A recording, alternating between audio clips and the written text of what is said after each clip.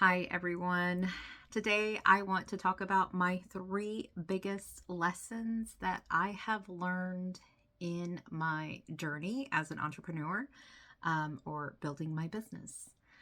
Welcome to my channel. My name is Velia, and on this channel, I discuss my challenges and my successes of becoming an entrepreneur and how I balance and harness and balance the energies of entrepreneurial um, and in order to grow and develop self-leadership skills.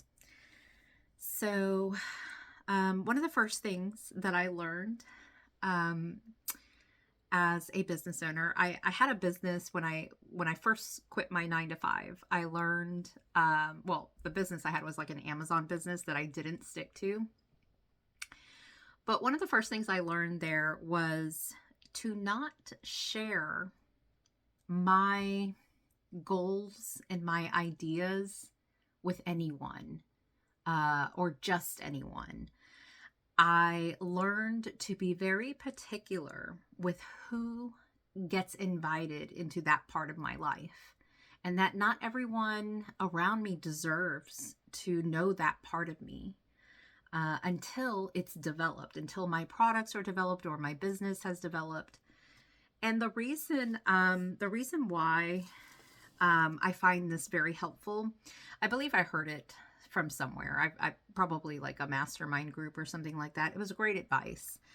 Um, but the reason why I agreed with this and practiced it was because there are many non-business people that are going to give you advice about how to run a business or how not to run a business. And so that's the first thing. I made a rule to never take advice from anyone who doesn't have a business. And people love giving advice. They tell you, oh, don't do this. It's not going to work. It's too risky, blah, blah, blah. Right.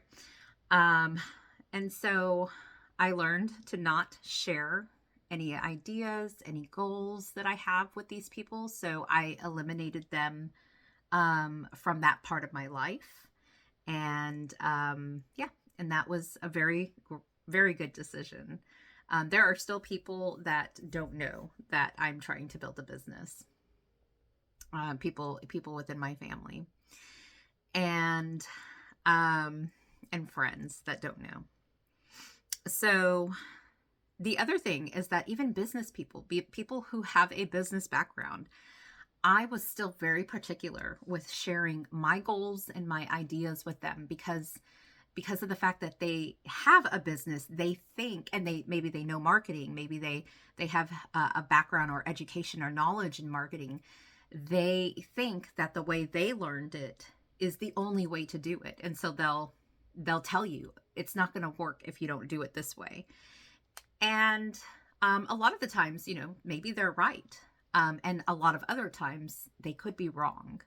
So one of the things that I did was I was just very particular with who I shared my information with, whether they were knowledgeable in business or not. And I only allowed those I trusted, those I respected in that area to come into my life and to share that information with. So that's the first thing. The second thing is I celebrate each step that I make. Each task that I complete has to be celebrated. When you're doing your business, it is so easy to just move from one task to another, and get burnt out. That's how we get burnt out. That's how we build up an energy of anxiety. And I usually take about at least 1 minute, sometimes 5 minutes, to celebrate even the smallest task that I have completed. It could be just simply making a checklist on Trello or Trello, however you say it. It could be a really small task. It could just be drafting something, drafting an email, whatever it is. I celebrate it, and that is something that's a huge part of harnessing entrepreneurial energies of confidence and um, as well as even just um, gratitude for the journey that you're on. So that is one of the ways I did it, was by celebrating each task rather than rushing. And then the third thing that I learned was, which is so important, it's to be flexible in the journey. Be very flexible rather than rigid. And what I mean by that is when you're building, if you're, whatever services you're building or whatever business model you're trying to build, if you're trying to figure out how you're going to deliver your services, what platform you're going to use, what software you have to get, how to connect them, how to build a course, how to get clients in, marketing, whatever it is that you're doing in that part in your business, whatever piece you're working on, be flexible. And I was so rigid. I guess I'm very analytical. I have an analytical background. I have a science background. And so when I hear that something has to be done a certain way, it was so hard for me to be flexible and open to the idea that maybe it can be done another way. And so that's what I mean by being flexible. And also being flexible on the outcomes, what people say, letting go of the outcomes, on how things go, how things are developed in your business, being flexible with not getting attached to the outcomes, because maybe it develops better than what you think. Or maybe something doesn't develop the way you think it's going to develop, and it's actually a blessing. It's actually better that it didn't develop that way because another way formed.